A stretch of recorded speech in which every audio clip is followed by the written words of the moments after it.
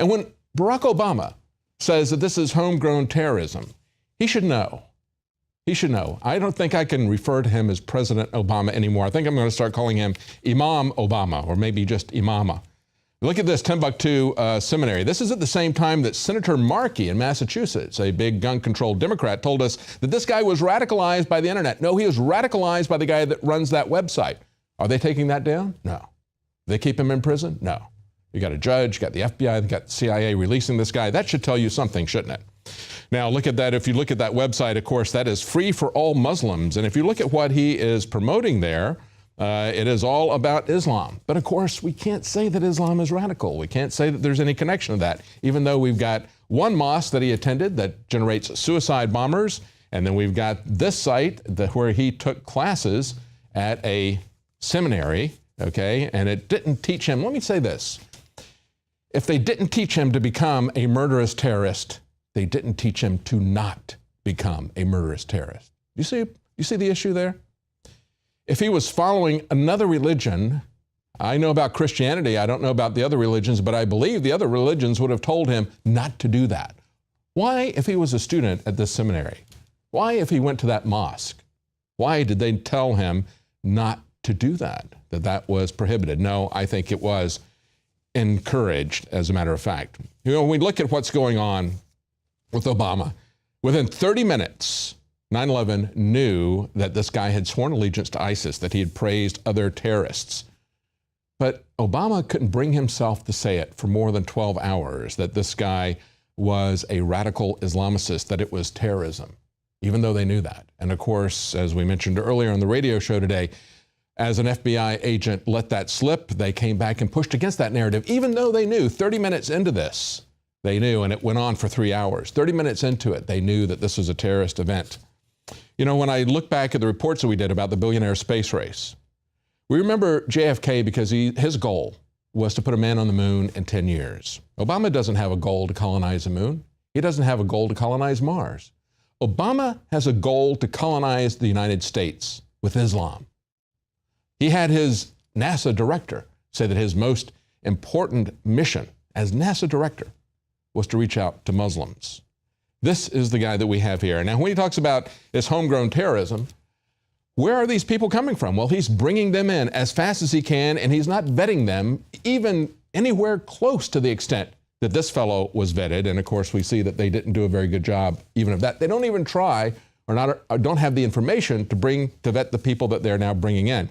Breitbart reports Afghanistan immigration has surged in America, and that 99% of them support Sharia law. That is according to Pew.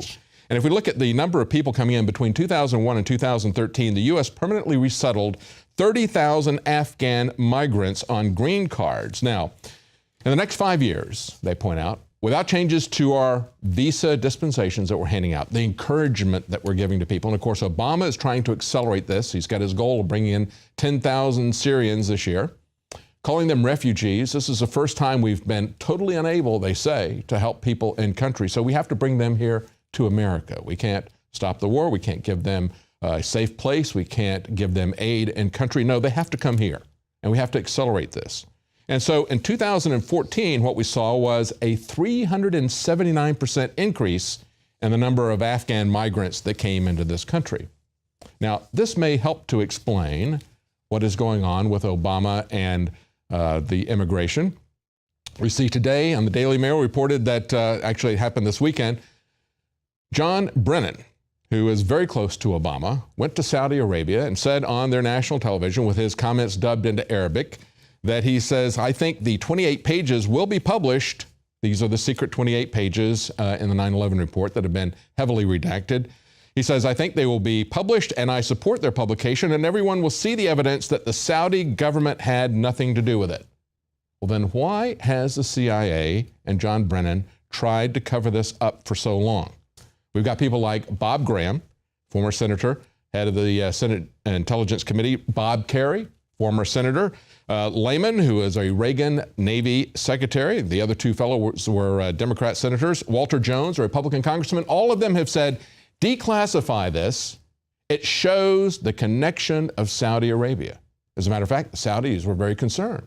They threatened to dump $750 billion of treasury bills to try to disrupt our economy, to try to blackmail us into not letting that information out, and to try to blackmail us into not allowing the families of the victims to sue Saudi Arabia if they have any involvement in that.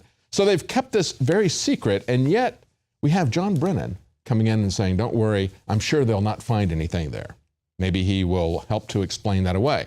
You know, it was last August, that we had some articles questioning whether or not John Brennan was a Muslim convert.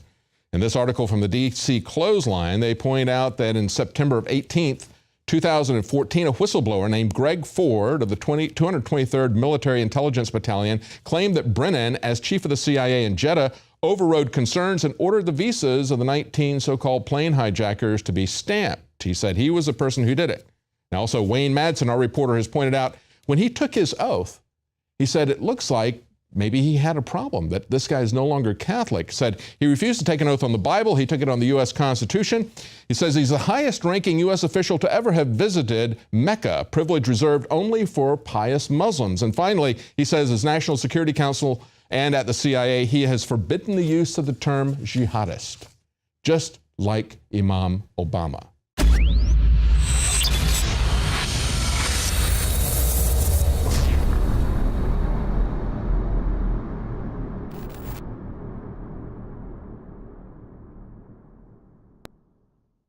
A lot of people ask me, what is the most important area of InfoWars that runs the whole operation that is having such a big effect against the globalists?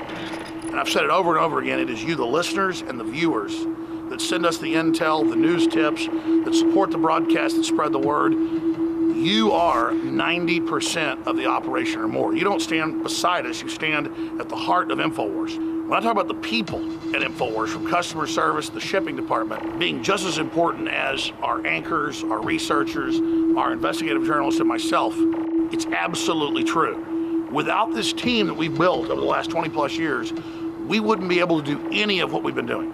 And that's what's so exciting, because we finally built up to a point where we now have the launch pad. Introducing AutoShip for InfoWarsLife.com, a new way to save time and money when you stock up on InfoWarsStore.com products. Again, ladies and gentlemen, when products are sold out, you're unable to get them, sometimes for months, but we hold back the products for people that have already signed up for AutoShip. When you choose AutoShip before checkout on your order at InfoWarsStore.com, we'll give you 10% off and give you guaranteed delivery of out-of-stock products that are on your AutoShip list. Plus, we're giving you free shipping on all orders above $50. Listeners have been requesting this for years because it's so easy to forget to reorder the products when you need them each month.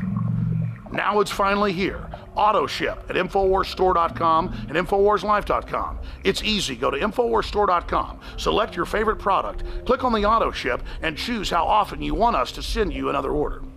As you know, I coined the term 360 win, and with the new AutoShip feature at InfoWarsLife.com, it's a sure win. You add to that free shipping on orders of $50, it is a can't lose. Visit InfoWarsStore.com and save 10% off on your next InfoWars Life order by selecting AutoShip at checkout, and get free shipping on all orders above $50. That's InfoWarsStore.com, or call toll-free 888-253-3139.